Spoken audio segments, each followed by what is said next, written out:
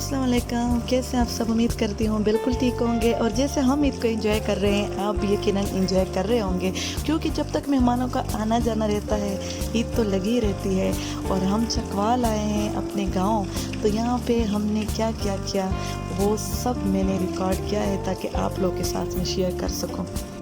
हमने बारबेक्यू का प्लान बनाया, तो बारबेक्यू करने से पहले जो गोश्त होता है, मटन हो या बीफ हो, उसको मैरिनेट तो करना होता है। तो चूँकि ये रेसिपी नहीं है इसलिए अलग से मैंने इसकी स्पाइसेस नहीं रखी।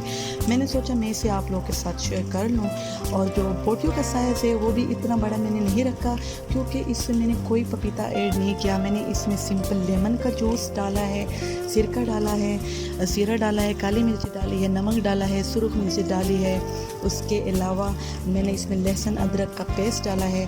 अब इसको मैं तकरीबन 3 से 4 घंटों के लिए फ्रिज में रख दूंगी और इन्हीं चीज़ों में ये बिल्कुल नरम हो जाएगा।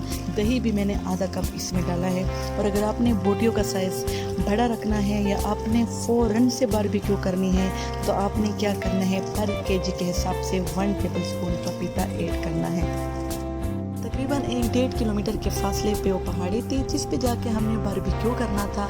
इस टॉप पे जब हम जाते हैं तो हमें कोई मसला नहीं होता, क्योंकि एक सीधी रोड है बिल्कुल साफ़ सुथरी।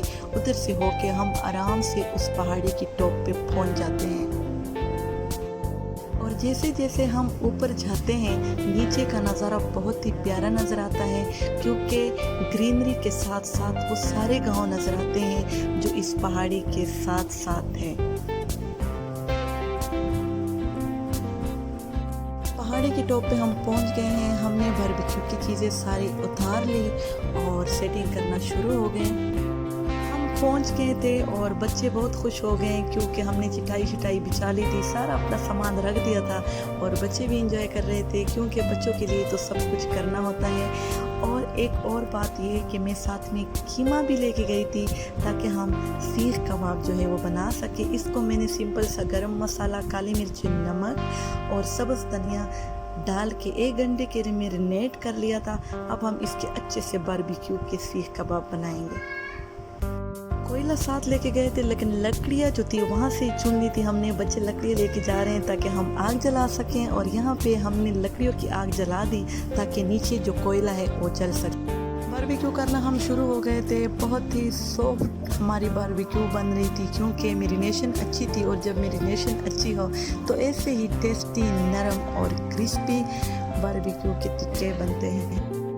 टिक्के तो तकरीबन रेडी है। साथ में सीख कबाब भी हमने लगा दिए थे, और एक सीख कबाब जो था वो अंदर गिर गया था, क्योंकि उसको मैंने अच्छे से लगाया नहीं था। तो उसको हमने उसी सीख की मदद से बाहर निकाल दिया था, क्योंकि वो अंदर से बिल्कुल कच्चा था। अब हम चाय की तैयारी करते हैं। अब हम चाय के लिए अलग से पत्थर हमने रख लिए थे और उसमें लकड़ियाँ चुन के जलाई थी। और पानी वाली चाय यहाँ पे बन रही है, जो यहाँ के लोग शौक से पीते हैं। फिर जब पानी अच्छे से उबल गया, पत्ती चीनी, उसके अंदर फिर हम दूध मिक्स करते हैं। यहाँ पे एक जैसा दूध नहीं डालते कि जितना दूध उतना पानी, बस पानी ज़्यादा होता है, दूध कम होता है, इसका अलग ही जायका होता है। और ये अच्छी सी हमारी चाय बन गई थी। बच्चों को मैंने सीख पकड़ा दिए थे और शौक से खा रहे थे, खुशी से खा रहे थे। शाम तकरीबन हो गई थी और हमारा बारबेक्यू भी कंप्लीट हो गया था। फिर हमने क्या किया, हमने सोचा कि अब हमें घर की तरफ जाना चाहिए। फिर आराम से हमने सारी चीज़ें समेटना शुरू कर दी। ये वो चीज़ें हैं जिसमें हमने चाय बनाई थी। साथ में कोयले वाला पड़ा है जिसमें कोयले हमने जलाए थे। और ये सारी चीज़ें हमने पहले ठंडी की है, क्योंकि कहीं आग ना लग जाए। और जब भी आप लोग कहीं पिकनिक पे जाए तो इस बात का ज़रूर ख्याल रखें।